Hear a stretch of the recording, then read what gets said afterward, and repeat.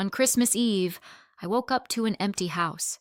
My whole family had secretly left that morning and driven off to a luxury vacation. Without me. I didn't cry. Instead, I did this. 5 days later, they came back and started screaming the moment they opened the door. I woke up to silence. Which, okay, isn't that weird in itself? I'm usually the first one up anyway, but it was Christmas Eve, and the plan was to leave together in the afternoon for our big family vacation. 5-hour drive, winter resort, extended family, matching pajamas, whatever. So I figured, all right, maybe they went out to grab snacks, or forgot eggs or whatever else you panic buy before a trip. I checked the time. 9:42 a.m. Not too late, not too early. I expected to hear my mom's voice telling someone to pack an extra sweater or my sister losing her mind over her hair straightener. Instead, nothing. The hallway light was still on from the night before, which was weird. The sink had one plate in it. Mine. I walked downstairs and looked around. No bags by the door, no coats, no keys on the hook. Also, no cars in the driveway. I tried calling my mom. Her name wasn't in my contacts. Weird, right? I tried again. Nothing. I scrolled through my contacts list. All the family numbers. Gone. Not just my mom. My dad. My siblings. Even my uncle. He was supposed to come with us. Gone. I checked the call history. Wiped clean. At this point, I was thinking, okay, either I've completely lost it or I dropped my phone in the shower and just didn't notice. But the phone was fine. Apps were there. Text threads were still open with coworkers and random people, but not a single trace of my family. Then I remembered. My younger brother had asked to borrow my phone the night before. Said he wanted to check the forecast. I'd just handed it over. Why wouldn't I? Now I knew why. I tried dialing what I thought was my mom's number from memory. A man answered. Definitely not my mom. I asked if maybe this used to belong to someone else, and he just said wrong number and hung up. I wish I could say I started panicking, but honestly, it was worse than that. I felt this slow, sinking disbelief. Like I'd walked into a prank show, but nobody had the decency to yell, "Gotcha." The fridge was humming. The heat was on. My suitcase was still by the front door, zipped and ready. I stood there in my hoodie and socks and realized there's no way this was an accident. They didn't forget me. They left me. Still, I didn't want to believe it. I checked Instagram, Facebook, nothing, no selfies, no road trip begins boomerangs. The logistics group chat I was in, dead silent. Which told me one more thing. They were hiding it. It was intentional. Eventually, I remembered my uncle's number. He's old school and never changes it. I called. He answered, out of breath. "Hey, where are you?" "In the kitchen," I said. "At home." There was a beat of silence. Then I heard background noise. People laughing, tires crunching on snow, a distant, "Wait, is that her?" "Oh, did no one text you?" he asked. "Nope." Another laugh in the background, then my cousin's voice. "Tell her we said hi." Wait, she seriously didn't know? Uncle cleared his throat. "So, they left early this morning. Changed the plan last minute. Thought it'd be funny. Just a little prank. You know how your brother is, I didn't say anything. He kept going. They figured you'd catch up. I mean, you've got your car. 5 hours isn't bad, right?" Then a voice, sounded like my older brother, called out, "Honestly, it's kinda nice without the sarcasm patrol for once." My sister laughed. "Shh, don't tell her that." My uncle chuckled nervously. "Anyway, you're welcome to come join. Room's paid for. They left your pass at the check-in desk. You just gotta get here." I stared at the kitchen counter. at the grocery list still pinned to the fridge in my handwriting. "Yeah," I said. "Thanks for letting me know." I hung up. I didn't scream. I didn't throw anything. I just stood there for a while. People always say betrayal hits like a punch, but this wasn't that. This was worse. This was slow, cold, like falling into a frozen lake and realizing no one's coming to pull you out. This wasn't the first time they'd pulled something like this. Not exactly this, but close. My family's always had a messed up sense of humor, always targeting me. I was the one who could take a joke, which apparently means you don't get to be mad when we hurt you on purpose. I was supposed to go on that trip. I helped pay for the rental. I paid the Wi-Fi, the electricity, the gas. I filled up the car last week. I bought groceries for the drive. I even reminded them to pack allergy meds for my sister's boyfriend, who, by the way, was invited. And they just left, as a joke. I walked back upstairs, opened my closet, pulled out the bag I'd packed. Not the suitcase by the door, the other one. The one with important documents. Sentimental stuff. A few old pay stubs I never threw out. Just in case. I sat on the edge of my bed, zipped it closed, and looked around. I didn't cry. I didn't even feel angry yet. That would come later. What I felt was done. Not in the dramatic, I'm done kind of way. Just done. Like a page had turned without me, and I wasn't flipping back. 5 days later, my family would come home. They'd open the door, and they'd start screaming. It didn't start with the vacation. I think people always want stories like this to have a clear turning point. This was the moment it all went bad. But it doesn't work like that. Some things rot slow. I'm the second oldest of 4. My older brother is 25, started a business that flopped, and somehow still gets called the ambitious one. Then there's me.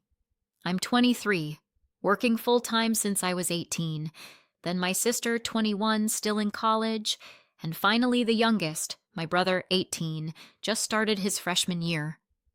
We grew up close in age, but not close in much else. From the outside, we probably looked like your standard loud, chaotic, semi-functional family. But if you zoomed in a bit, you'd notice how often I was the punchline. How often my stuff went missing or got accidentally broken. How every joke somehow landed on me. And look, some of it was normal sibling stuff, teasing, pranks. I get that. But it's different when the adults join in. When your mom laughs while your siblings switch out the candles on your birthday cake for hot sauce flavored ones. When your dad says, "Relax, it's just a bit of fun," after you find your bed sheets in the freezer. It's hard to explain to people who didn't grow up like that. It doesn't feel like a big deal at the time. You tell yourself it's just their sense of humor. You become the kid who can take it. And then one day, you wake up and realize you were never in on the joke. You were the joke. I didn't go to college, not because I didn't want to, but because someone had to work.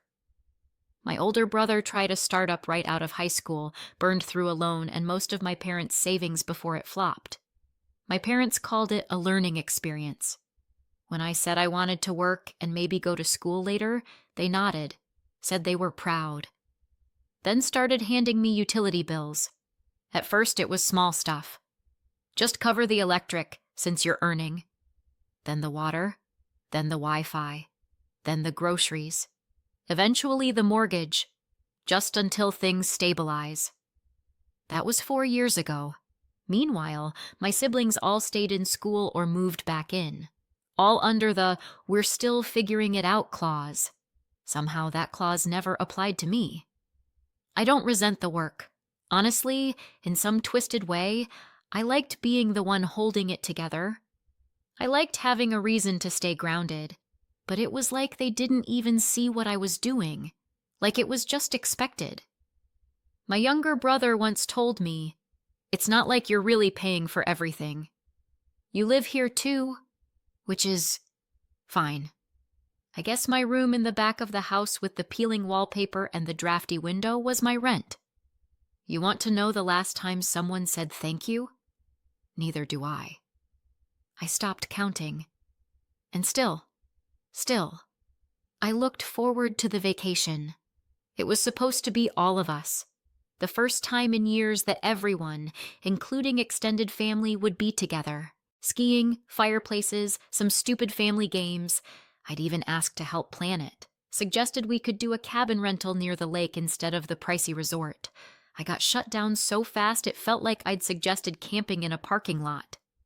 "It's already handled," my sister said. "Just show up and bring snacks," my mom added. I backed off.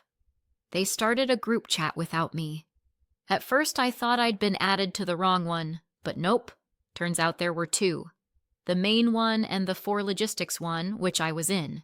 The real chat, the one with all the updates, the selfies, the inside jokes, wasn't for me. Still, I packed my bag, paid my share, booked time off work. I even offered to help cover part of the Airbnb deposit, since my older brother was cash flow tight and my sister's tuition had just gone up. I didn't mind. I wanted to be there. I wanted to belong. The week before the trip, I asked what time we were leaving. "We're aiming for the afternoon," my mom said, not looking up from her phone. "Just be packed and ready." I was, days in advance. I even bought a new charger for the car because the old one had been glitchy, restocked the medicine drawer, cleaned out the trunk. Stupid things that make you feel useful. Part of something.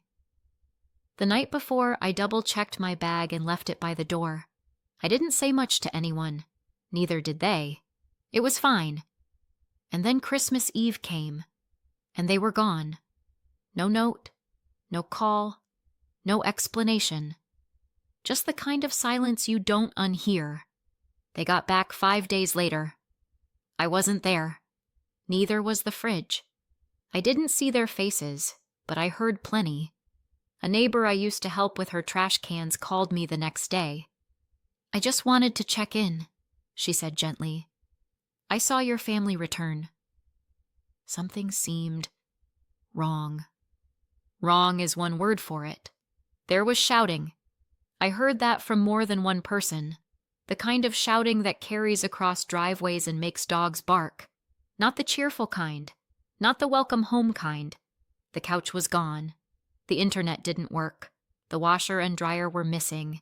So were a few shelves, the microwave, and, apparently, my spice rack, which caused an entire argument on its own. No, really.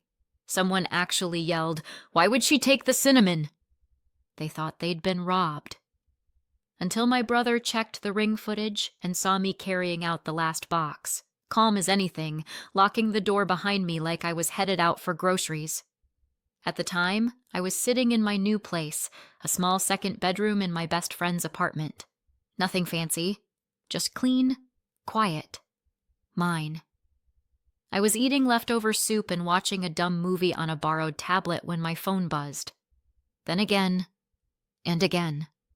By the time I turned it over, there were 52 missed calls, most from my mom, a handful from my sister, even a couple from my older brother, which surprised me since I can't remember the last time he called me directly.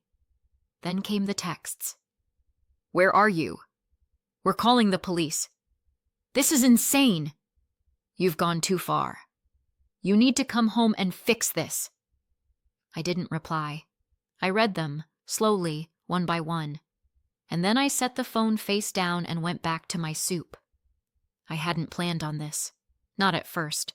But after the phone call from my uncle, after I realized they'd all gone off without me on purpose, laughing, joking, thinking it was just another prank, I couldn't sit there and pretend it didn't mean anything. Because it did. It meant everything. I didn't pack in a rage. I didn't tear through the house, grabbing things out of spite. It was quieter than that.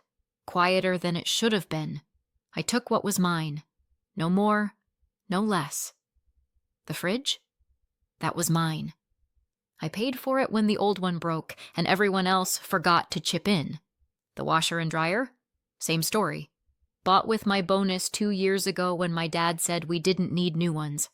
I didn't argue. I just bought them. The couch? Mine. Microwave? Me again. Wi-Fi? All under my name. I changed passwords, canceled accounts, turned in service terminations for every utility that came out of my paycheck. I left the key in the mailbox and walked out like I was finally clocking off from a job I never signed up for. The police came 2 days after they returned. Not sirens blaring dramatic, just a quiet knock on the door of my new place.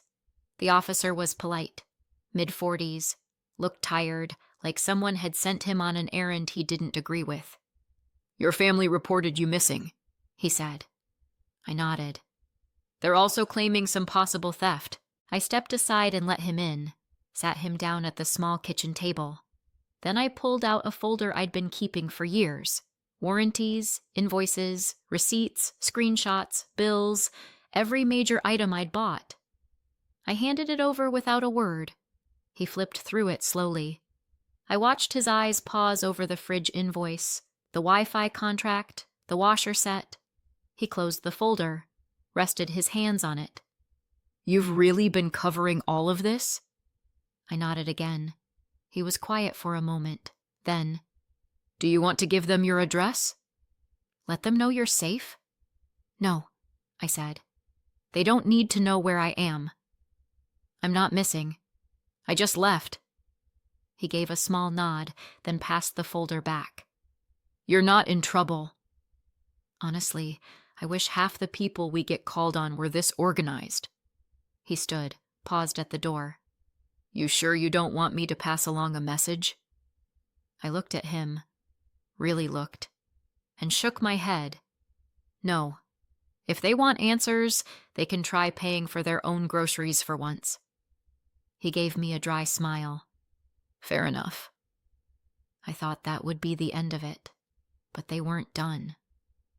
2 days after the police visit, my parents showed up at my job. I work a standard office job, fintech, customer support, mostly spreadsheets and small talk.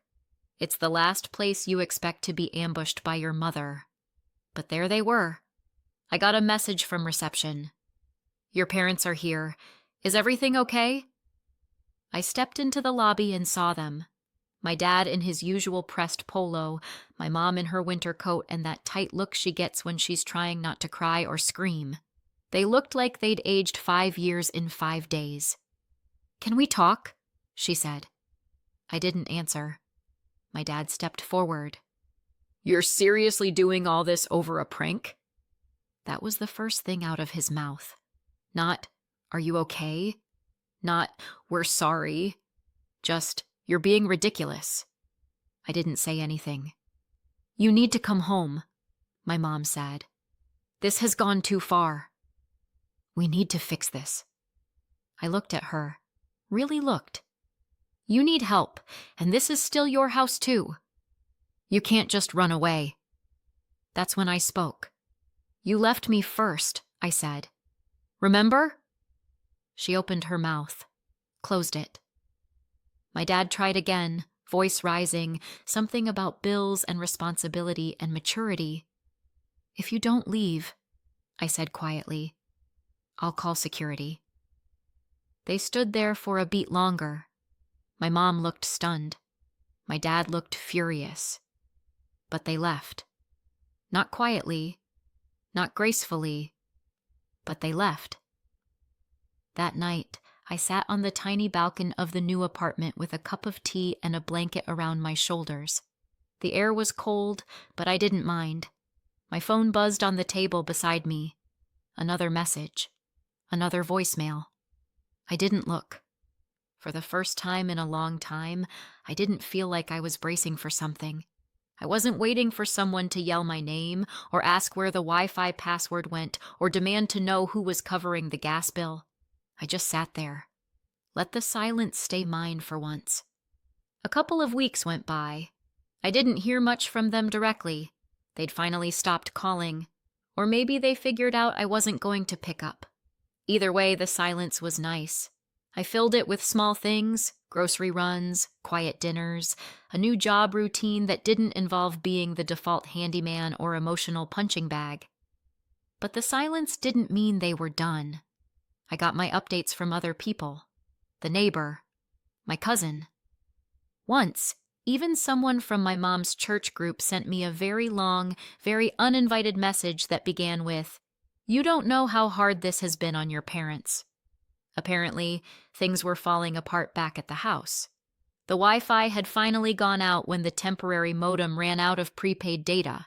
My sister blamed my younger brother for not replacing it.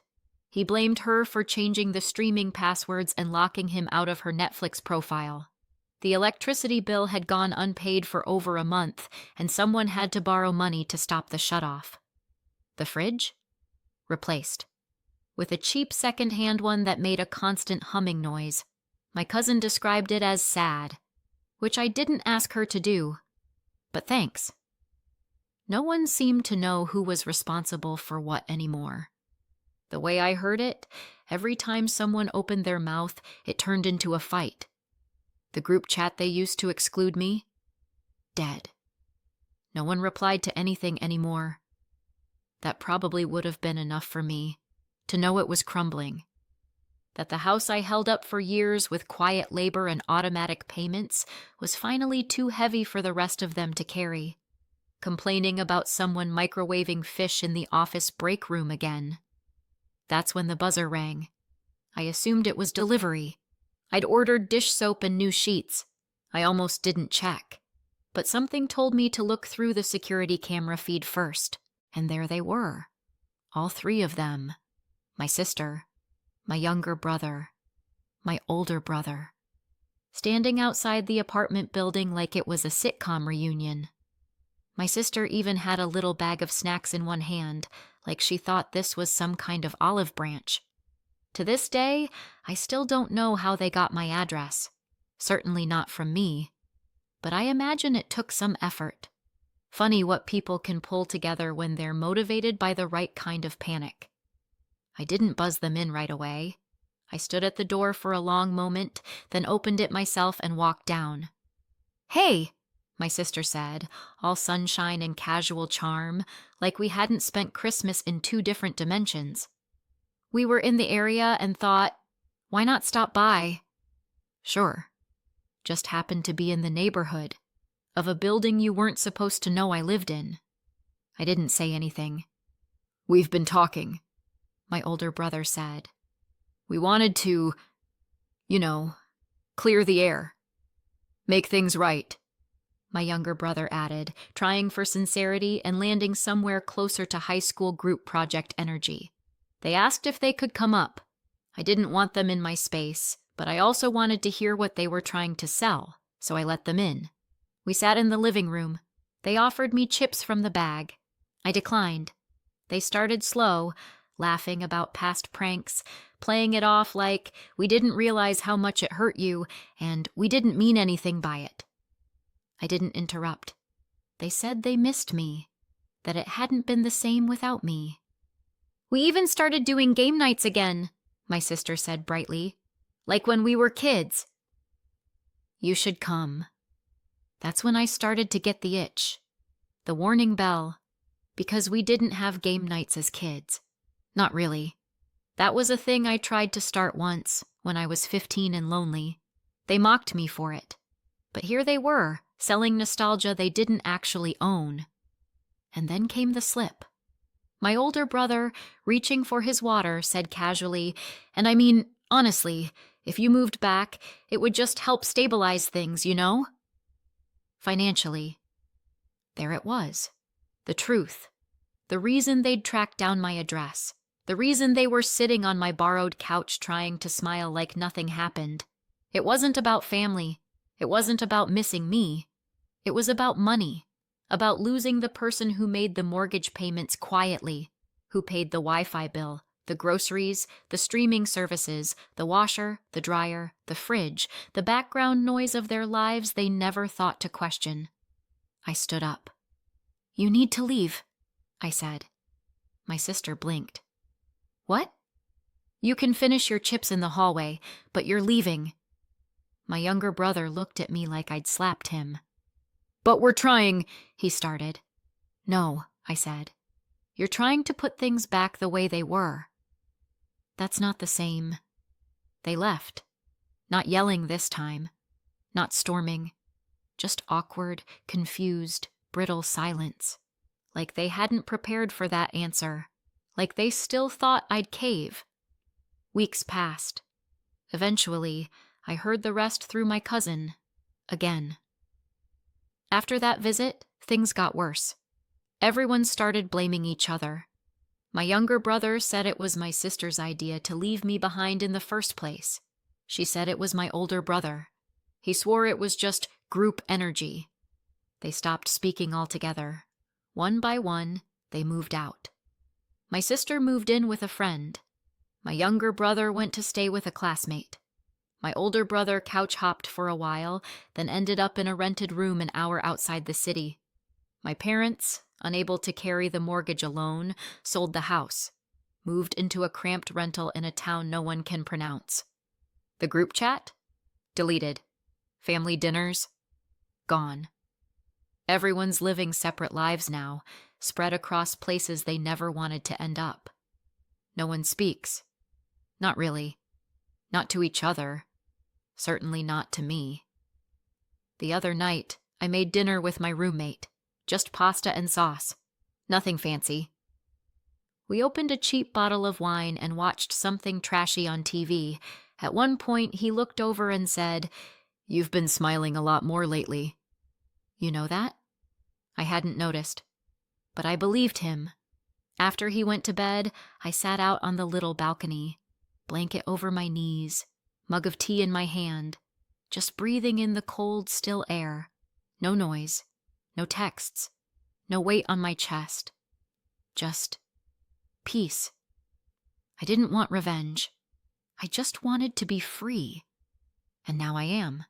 They used to say I wasn't really part of the family. Turns out they were right. I was the foundation, and they didn't notice until I walked out. Sometimes I still wonder if I went too far. Not often, but sometimes. What do you think? Let me know in the comments. And if you want more stories like this, don't forget to subscribe and hit the notification bell.